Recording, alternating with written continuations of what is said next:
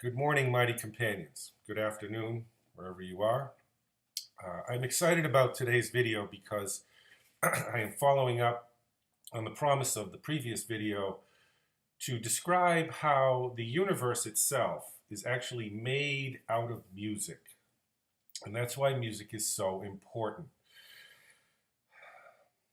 It's really wonderful once you begin to perceive it, how important the musical side of life is. I ran across this article in the newspaper back in March of 2006, in March 2006. Really interesting article about quantum physics. And my book, Quantum Reggae, Message from Bob, is a clever reformulation of the metaphysics of A Course in Miracles. And the reason I need this article today is because what's occurring in our world is that the metaphysics of A Course in Miracles, what it describes, is slowly but continuously and constantly being confirmed by quantum physics. And the two are converging slowly. And so the metaphysical basis for Quantum Reggae is in the Quantum Reggae Manifesto. There, you can just read it.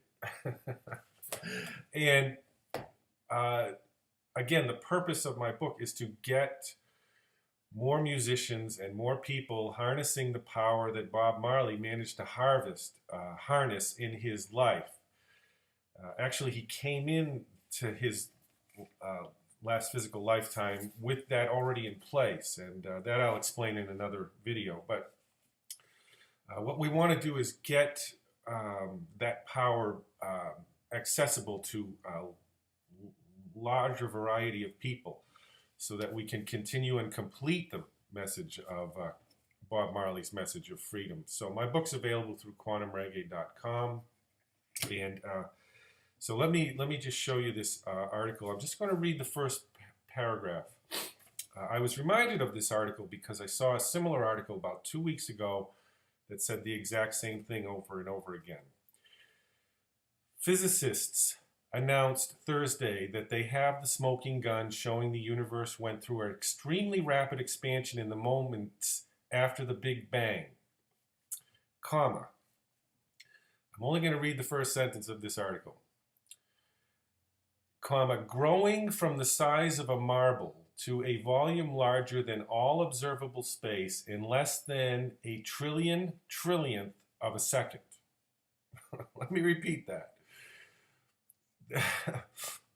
The universe went through an extremely rapid expansion in the moments after the Big Bang, growing from the size of a marble to a volume larger than all observable space in less than a trillionth of a second. Now that's one of those outrageous things that have come out of quantum physics. But there's an easy way to understand that. How could the universe have just exploded into place all at once in a trillionth of a second? There's only one thing that is that fast. Can you guess what it is? There's only one thing that is that fast. It's an idea. It's an idea, which means it's in a mind. And, well, the sun's coming out while I speak of this. This is very nice. And so the universe has to be an idea, which means its cause is in mind. And so since cause and effect are not separate, the universe has a deep connection to your mind. Your mind. This entire shebang, as I've said before, is occurring in your mind. Okay, so how is the universe made out of music? Well, in our physical world, we have these three things. Water, as we normally know it, is water. As Bruce Lee say, it's formless. It's formless. Water is very interesting, but when it freezes, it turns to ice, and then when it heats, it can turn to steam, and it can even go to a vapor that we can't perceive. Now, there is a corollary in our physical world that quantum physics has also described, or even regular physics. See, we have the atomic nature, the molecular nature, and the cellular nature. I spelled these correctly. And so the atomic nature, which physics is telling us, sprang out and gave the molecular nature, which gave the cellular nature. So you see, as Einstein said, and all physicists said, everything is in motion. Even this iMac that I'm working with here, my desk, is not really solid. And again, there's a simple answer to that. The reason that's true is because it's all just an image. Yes, it's just an image. So that person being cruel to a child in the supermarket is not actually a person being cruel to a child in a supermarket. That is an image in your mind of a person being cruel to a child in a supermarket, which means it's not real. Which begins to let us off the hook, which is important. And so we have a nice analogy in the physical world, and then we have the comparison. Now I wrote these backwards. It should be light. Light would go with the atomic, air with the molecular, and the physical world with the cellular. So we have, even in this room behind me, you can see we have the physical world, we have air, and we have light. These things, it's interesting, all three of these are trinities. These are all trinities, which is an interesting thing. And I'm going to talk about the trinity in another video or another couple videos. So the universe went through this remarkable expansion. Have you ever noticed when you wake up in the morning, you sort of have to experience stuff? Whether you like it or not, whether what your day is presenting to you is something you want to experience or not, you sort of have to go through it. It's kind of like God has you by the scruff of the neck and says, experience this stuff, experience it. Well, that's not true. God does not have us by the scruff of the neck, forcing us to experience. He gave it as a gift. And so I didn't voluntarily decide to give myself life. And so if we have to experience or die, as we normally think of it, or die, then, and death, it's just a different experience. It doesn't end experience. But experience is harmless, luckily. All experience is harmless to what I truly am. But why would God do this to us? I mean, I get my Jack Nicholson voice on. Did he do it to us on purpose? I can't imitate Jack Nicholson. But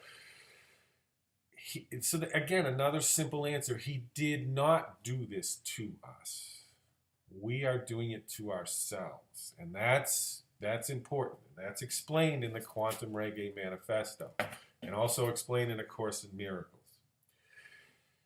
So the universe comes out of, in a trillionth of a second, the Big Bang occurs. That means that it had the speed of an idea. So just, take that premise and consider adopting it and thinking in a wondrous way about it.